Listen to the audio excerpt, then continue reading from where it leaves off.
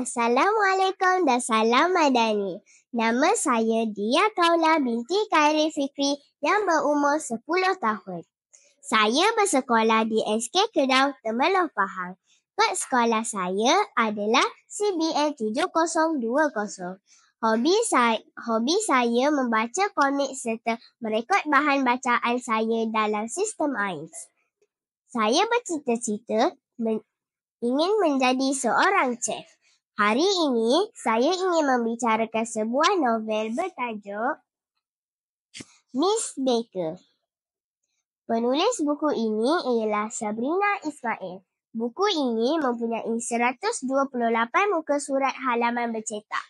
Buku ini diterbitkan oleh Bokyut dan dicetak pada tahun 2022. Sabrina Ismail merupakan seorang ibu yang suka menulis kerana anaknya minat membaca. Beliau mula menceburkan diri dalam dunia penulisan pada tahun 2019 dan tidak pernah berhenti sejak itu. Beliau gemar menulis novel fiksyen remaja dan sudah mempunyai 5 buah buku di bawah terbitan Bokyut. Buku ini mengisahkan tentang Nadine, watak utama yang minat membuat kek. Akibat dilanda pandemik COVID-19, keluarganya yang berstatus T20 telah kehilangan pendapatan. Mereka mula hidup dalam kesusahan. Tetapi, Nadine mendapat idea untuk menjual kek buah klasik secara dalam talian. Idea tersebut membuahkan hasil. Namun, mereka tetap menghadapi cabaran apabila Ilham, penghantar kek perniagaan keluarga Nadine, telah disenaraikan sebagai suspek COVID-19. Ilham dikuarantin dan tidak dapat membuat penghantaran lagi. Selain itu juga, ada konflik lama yang timbul antara ibu Ilham dan mami Nadine yang kembali membara. Saya berpendapat bahawa novel ini mengajar kita erti kesabaran dalam menghadapi cabaran hidup. Biarpun mendepani pelbagai masalah, kita tetap perlu menghadapi dan menyelesaikannya dengan cara yang terbaik. Saya juga berpendapat sebagai seorang yang mempunyai perniagaan, keputusan yang bijaksana perlu sentiasa dibuat agar perniagaan dapat terus bertahan dan berkembang.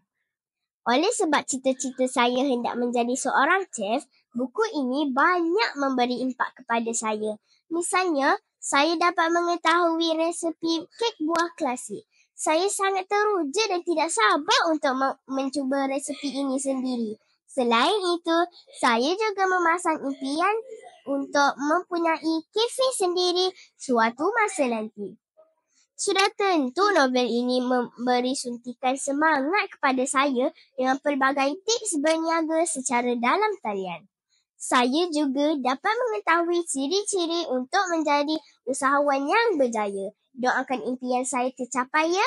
Plot cerita yang digarap oleh Sabrina Ismail ini mempunyai perkembangan cerita yang baik. Konflik timbul dan peleraian akhirnya dapat diselesaikan dengan cara yang baik. Malahan, novel ini juga turut menyisipkan ilustrasi yang memancing saya untuk terus membaca novel ini hingga ke akhirnya. Selain itu, gaya bahasa yang digunakan oleh penulis ialah bahasa santai yang mudah difahami oleh murid sekolah rendah seperti saya. Saya juga turut mempelajari beberapa kosakata baharu yang sudah pastinya dapat saya gunakan dalam penulisan karangan. Sebelum saya akhiri bicara saya, izinkan saya lafazkan serangkap pantun. Kaki berdarah, terpijak kaca, demam semalam belum kebah. Ilmu ditimba apabila membaca, akal bercambah, pengalaman bertambah. Sekian. Terima kasih.